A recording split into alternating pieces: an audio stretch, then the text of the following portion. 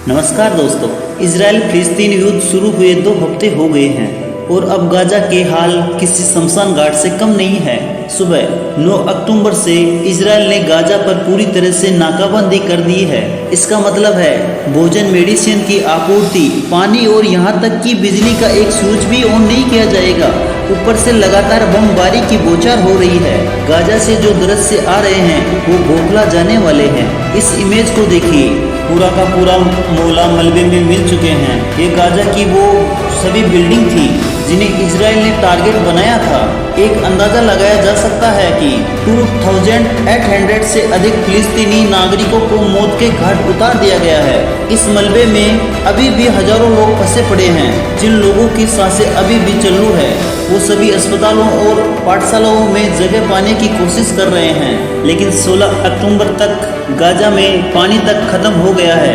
Israel जमीनी हमले की उम्मीद से चिकित्सालय मरीजों के लिए डरे हुए हैं। UNRAW ने 15 अक्टूबर को ये कहा कि गाजा पर जमीनी हमले की आशंका के बीच ईरान ने अग्रिम कार्रवाई की चेतावनी दी।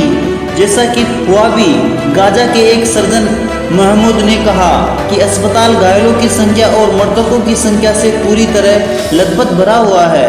उन्होंने BBC से कहा, गाजा में अब चारों ओर मौत की गंध है। क्रिटिकल केयर कॉम्प्लेक्स के सलाहकार डॉक्टर मोहम्मद कंदील ने कहा कि विस्फोट से गंभीर रूप से घायल सैकड़ों लोग अस्पताल आए हुए हैं, जहां मंडे को फ्यूल खत्म होने की उम्मीद है। ICU में 35 मरीज हैं जिन्हें वेंटिलेटर्स की आवश्यकता है और अन्य 60 डायलिसिस पर हैं। यदि फ्यूल खत्म हो जाता है तो इसका मतलब है कि पूरी तरह अस्पताल का माहौल खराब हो जाएगा। अगर फ्यूल खत्म हो गया तो उन्हें बचाना संभव नहीं होगा। और ऐसा सिर्फ एक हॉस्पिटल में नहीं है, बाकी हर जगह ऐसा ही हाल है। 17 अक्टूबर को स्वास्थ्य अधिकारी ने ये बात कही। गाजा में एकमात्र ऑन्कोलॉजी अस्पताल में अगर हालात ऐसे ही बने रहे और सभी कैंसर रोगी गंभीर देखभाल के बिना छोड़ दिए जाएंगे। दोस्तों, गाजा के मानचित्र पर एक नजर डालते हैं। ये एक छोटी सी जगह है जो मात्र 365 वर्ग किलोमीटर में फैली हुई है। अगर हम इसकी तुलना न्यूयॉर्क के साइज से करेंगे तो एहसास होगा कि ये कितना छोटा है। भले ही आप इसकी तुलना दिल्ली से करें तो ये दिल्ली के आकार का लगभग 1/4 है। इस छोटे से क्षेत्र में 23 लाख लोग रहते हैं। ये दुनिया की सबसे घनी आबादी वाली जगह में से एक है। इस जगह के शुरू होने से पहले ही यहाँ रहने की स्थिति बहुत खराब थी। जो लोग यहाँ रहते थे वे लगातार इजराइल निगरानी में थे और इजराइल की इजाज़त के बिना गाजा से आगे भी नहीं जा सकते थे। उसका जिक्र करना भी जरूरी है कि 2.3 मिलियन जनसंख्या में से लगभग आधी आबादी बच्चे हैं। आपने बिल्कुल सही सुना। यही कारण है कि अनुमान के मुताबिक इस महायुद्ध में मारे गए सभी लोगों में से 60% गाजा में रहने वाले जनसंख्या बच्चे ही थे। इजराइल की आलोचना करने वाले गाजा को एकदम खुली जेल कहा, मानो वह जगह कोई खुली जेल हो।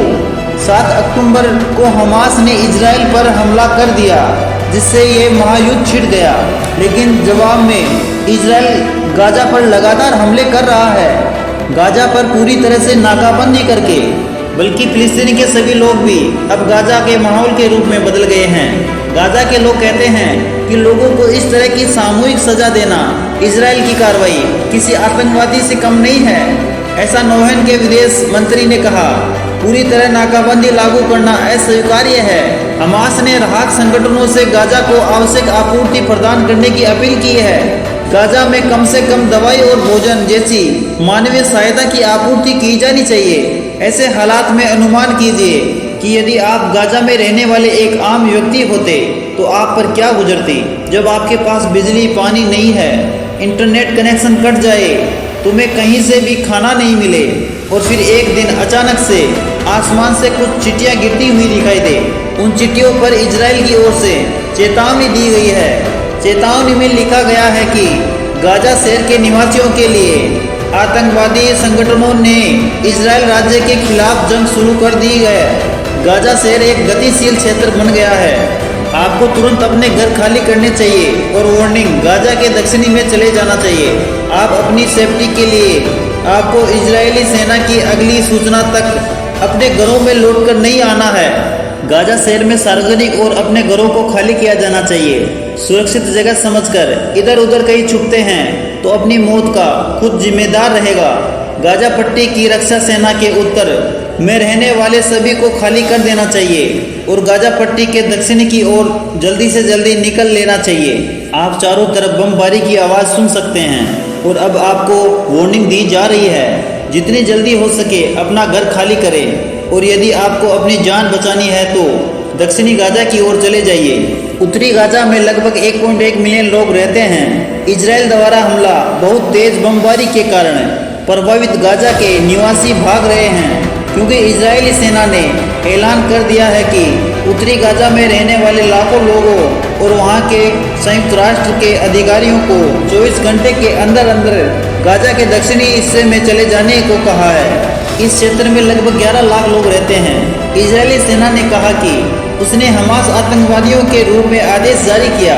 उत्तरी गाजा में लगभग 1.1 मिलियन लोग रहते हैं। IDF सेना ने सभी को चेतावनी दी कि खाली करके दक्षिण की ओर जाना होगा। अगर अपनी जान प्यारी है तो अब आप बिल्कुल भी सुरक्षित नहीं हो। उत्तरी गाजा में किसी को भी निशाना बनाया जा सकता है, जैसे स्कूल, अस्पताल या क्लिनिक, किसी भी। UNRW ने इसके बारे में बताया कि बहुत सी प्रेग्नेंट महिलाएं, बच्चे और बुजुर्ग लोग दक्षिणी गाजा की ओर जाने में बिल्कुल सक्षम नहीं होंगे। ये सब कहाँ जाएंगे? वो कैसे खाली कर पाएंगे? इजराइल द्वारा उत्तरी गाजा के अस्पतालों को खाली करने का आदेश बीमार और घायलों के लिए मौत की सजा है। 14 अक्टूबर 2023 सार्वजनिक स्वास्थ्य के लिए जिम्मेदार संयुक्त राष्ट्र की एजेंसी के रूप में विश्व स्वास्थ्य संगठन WHO उत्तरी गाजा में 2000 से अधिक मरीजों का इलाज करने वाले 22 अस्पतालों को खाली करने के लिए इजराइल ने कई बार वार्निंग दे चुका है कि जबरन सभी हॉस्पिटल खाली करने होंगे। इसके बावजूद इजरायली सेना ने ऐसा कहा कि लगभग 6 लाख गाजा में निवास करने वाले उत्तरी गाजा आधे भाग को छूट चुका है। इजरायली सेना हमास का पाटिया साफ करने की कसम खाई है। इसी कारण इजरायली सैनिक टूटे हुए गाजा पर आगे बढ़ने की तैयारी कर रहे हैं। 5 लाख लोग अभी भी गाजा से नहीं निकल पाए। लेकिन मान लीजिए कि आप उन लोगों में से हो जो दक्षिण की ओर चले गए, लेकिन क्या आप पूरी तरह सेफ हो? इस बमबारी की बौछार से सुरक्षित रहेंगे? हमारे लोग जो मारे गए और अभी घायल हुए पड़े हैं। इन हवाई हमलों के दौरान जो दक्षिणी गाजा में स्थित हैं, हमने बहुत सी घटना देखी है। मध्य गाजा में हवाई हमले, दक्षिणी गाजा में रहने वाले लोग अभी भी सुरक्षित नहीं है। दक्षिणी गाजा के एक शहर खान यूनिस को कई हवाई हमलों से पीड़ित होना पड़ा। BBC ने दक्षिणी गाजा में हवाई हमलों की पुष्टि की है कि पास में एक इमारत पर हवाई हमला हुआ था। गाजा पर शुरू करने के बाद से इजराइल ने सच में गाजा का खात्मा कर दिया है। इस जगह को ध्यान से देखिए। रफा बॉर्डर क्रॉसिंग गाजा और इजिप्ट के बीच की जगह बॉर्डर क्रॉसिंग है, क्योंकि गाजा में कोई जगह सेफ नहीं है। इस कारण लोग गाजा से बाहर जाने की सोचेंगे। एक तरफ समुद्र है जो समुद्र क्रॉस नहीं किया जा सकता, दूसरी तरफ इजराइल देश है जो ऑफिशियली जाया नहीं जा सकता, और जो इकलौती जगह जो आपको भागने के लिए बची, जो साउथ में इजिप्ट का देश, एक ही बॉर्डर क्रॉसिंग मौजूद है, रफा बॉर्डर क्रॉसिंग। अगर आप इस हाल में होते तो क्या करते? बमबारी से बचने के लिए गाजा छोड़कर भागने की कोशिश करते। हजारों लोगों ने यही कोशिश करी, रफा बॉर्डर पर इकट्ठे हुए, लेकिन इजिप्ट इस बॉर्डर को खोलने के लिए तैयार नहीं। इजिप्ट और बाकी देशों का कहना है कि अनएक्सेप्टेबल है जो अब यहाँ आकर रहने लगे। फिलिस्तीन की उनकी अपनी जमीन है, उन्हें अपनी जमीन से बाहर नहीं निकाला जा सकता है। इन सब के बीच युद्ध बढ़ने का खतरा भी मंडरा रहा है, क्योंकि इजराइल और लेबनान में झड़प देखने को भी मिली। इजराइल के नॉर्थ में लेबनान का देश, जहां पर हिजबुल्लाह उग्रवादियों की टीम है, हिजबुल्लाह और ईरान का भी समर्थन है, और हिजबुल्लाह और इजराइल के बीच पहले ही युद्ध हो चुका है 2006 में, जो 1 महीने तक चला। अभी पिछले दिनों जो हो गया वही है। हिजबुल्लाह और इजराइल के बीच रॉकेट फायरिंग हुई। 16 अक्टूबर को लेबनान से एक एंटी टैंक मिसाइल दागी गई, जो उत्तरी इजराइल के एक शहर पर गिरी, जो 5 हिजबुल्लाह लड़ाके मारे गए। इजराइल ने अपने नागरिकों को आदेश दिया है लेबनान के पास एक इलाके को खाली कराने के लिए। सीमा पर सबसे बड़ा खतरा यही है। हिजबुल्लाह सच में हमास से भी अधिक खूंखार है और अधिक पावरफुल है। उनके पास लाखों रॉकेट और मिसाइलें हैं जो इजराइल में कहीं भी हमला कर सकता है।